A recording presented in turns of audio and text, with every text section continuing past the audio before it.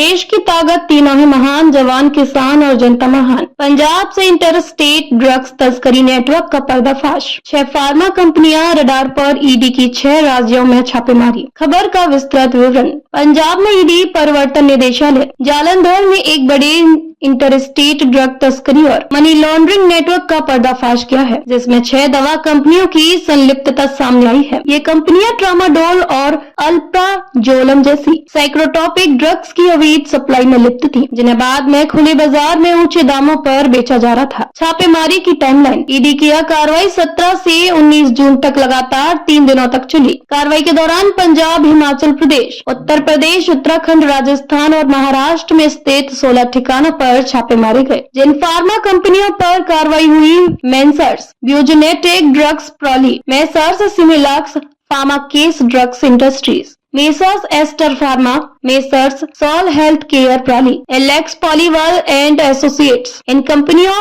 और इनसे जुड़े 22 लोगों के घरों, ऑफिसों, गोदामों और सप्लाई चेन को ईडी ने टारगेट किया। जब्त हुई सबूत, कई digital devices, mobile phone, laptop, दस्तावेज और लेन देन की रसीद, नष्ट किए गए रिकॉर्ड के अवशेष, बैंक खातों और ट्रांजैक्शन की जांच जारी।